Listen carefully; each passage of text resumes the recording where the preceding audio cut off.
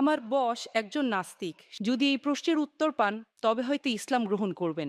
কেন কোরআনে এআই সম্পর্কে কিছু বলা হয়নি? কারণ এখন এআই খুব বিপজ্জনক হয়ে গেছে। আমি এআই সম্পর্কে জানতাম না। এআই এর কথা বলা হয়নি কেন? কোরআনে এটা কেন থাকা উচিত? এটি ঈশ্বরের পক্ষ থেকে নয়, তা প্রমাণ করার জন্য আপনাকে ভুল খুঁজে বের করতে হবে।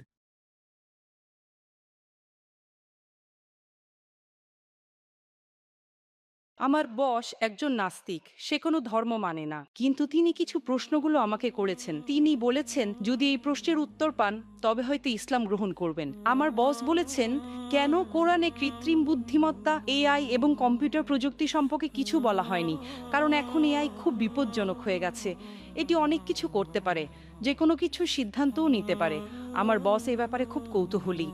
ধন্যবাদ। আপনার বসকে বলুন কোরআন কোনো সায়েন্সের বই নয়। SCIENCE। যদি কোরআন সায়েন্সের বই হতো তবে এটি বিশাল আকারের হতো। এই যে ভবনটি দেখছেন এর ভেতরে যত বই রাখা সম্ভব সব বই মিলেও এর সমান হতো না। যদি কোরআন বিজ্ঞানের বই হতো আর এতে সব বৈজ্ঞানিক তথ্য উল্লেখ করা থাকতো, তাহলে কোরআন এতটা বিশাল হয়ে যেত যে আপনি কোনোদিনও তা পড়ে শেষ করতে পারতেন না। কোরআন কোনো সায়েন্সের বই নয়।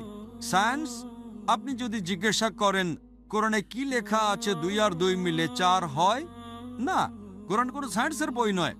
এটি নিদর্শনের বই। SIGNS। তাই আমাদের দেখতে হবে কোরআনে যা কিছু বলা হয়েছে তা যেন ভুল না হয়। যদি আপনি মনে করেন যে কোরআনের সব কিছুই উল্লেখ থাকা উচিত, তাহলে ভাবুন তো বিজ্ঞানে কত হাজার হাজার PhD আছে, doctor, engineer, heart specialist, brain specialist. এই সব কিছু যদি কোরআনে লেখা হতো আর আপনি তা পড়া শুরু করতেন, তাহলে আপনার পুরো জীবনেও তা শেষ করতে পারতেন না। ঠিক না বেঠিক? সুতরাং কোরআনে বিজ্ঞানের সবকিছু উল্লেখ নেই, দয়া করে ভুল বুঝবেন না। কিন্তু কোরআনে যা কিছু বলা হয়েছে তার কোনোটাই ভুল নয়।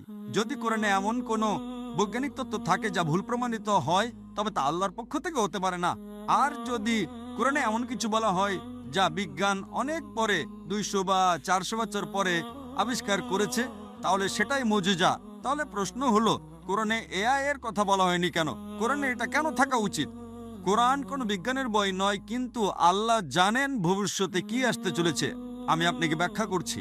1 নম্বর, মানুষ আমাকে প্রায় জিজ্ঞাসা করত যে ইসলামী শরিয়া অনুযায়ী যদি আপনার কাছে ভিডিও রেকর্ডিং থাকে, যদি কোনো ভিডিও রেকর্ডিং থাকে যে কেউ চুরি করেছে, ইসলাম অনুযায়ী সেটা প্রমাণ নয়।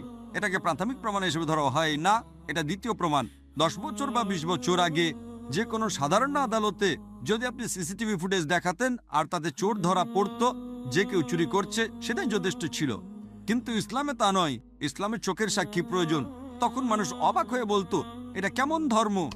কোনটা বেশি নির্ভরযোগ্য, প্রত্যক্ষদর্শী নাকি ভিডিও রেকর্ডিং? কোনটা ভালো, ভিডিও রেকর্ডিং ঠিক না ভুল? আপনার বসকে জিজ্ঞাসা করুন। সুতরাং 20 বছর আগে যদি আপনার কাছে ভিডিও রেকর্ডিং থাকতো, তবে তা ইসলামের চেয়ে সুবিধাজনক না। প্রত্যক্ষদর্শী হলো প্রাথমিক প্রমাণ, ভিডিও রেকর্ডিং গ্রহণযোগ্য ছিল না। আজ যখন কৃত্রিম বুদ্ধিমত্তা এসেছে, আপনি সহজেই আপনার ডাকাতের একটা ভিডিও তৈরি করতে পারেন। সুতরাং আজ এখন মানুষ জেগে উঠেছে। আজ এটি প্রাথমিক প্রমাণ নয়। তাই ইসলাম অনেক উন্নত। আল্লাহ জানতেন এআই আসতে চলেছে।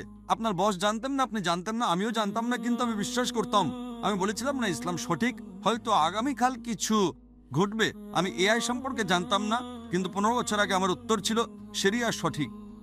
আমরা জানি না আগামীকাল এমন কিছু ঘটবে যে ভিডিও রেকর্ডিং যথেষ্ট প্রমাণ হবে না। এটাই ছিল আমার উত্তর, এবং আজ আমার উত্তর সঠিক। সুতরাং আল্লাহ এআই সম্পর্কে জানেন, তাই ভিডিও রেকর্ডিং প্রাথমিক প্রমাণময়। প্রত্যক্ষদর্শী হলো প্রাথমিক প্রমাণ।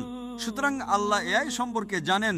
যদি তিনি সবকিছু লিখতে শুরু করেন, আপনি ছোট কোরআনই পড়েননি, আপনি চিকিৎসা, ভ্রূণতত্ত্বে সবকিছু সম্পর্কে কি পড়বেন? না, এটি টেলিগ্রাফিক মেসেজ। সুতরাং এটি ঈশ্বরের পক্ষ থেকে নয়, তা প্রমাণ করার জন্য আপনাকে ভুল খুঁজে বের করতে হবে। কিন্তু এটি ঈশ্বরের পক্ষ থেকে, তা প্রমাণ করার জন্য আপনাকে এমন জিনিসের কথা বলতে হবে যা মানুষ জানতো না। আপনি কি বুঝতে পারছেন? একেই বলে অলৌকিকতা। কিন্তু এখানে সবকিছু উল্লেখ করা হয়নি। আশা করি এটি উত্তরটি পেয়েছেন। এরকম আরও ইন্টারেস্টিং ভিডিও, ইসলামী সঙ্গীত ও লেকচার পেতে এখনই চ্যানেলটি সাবস্ক্রাইব করে আমাদের সাথে থাকুন।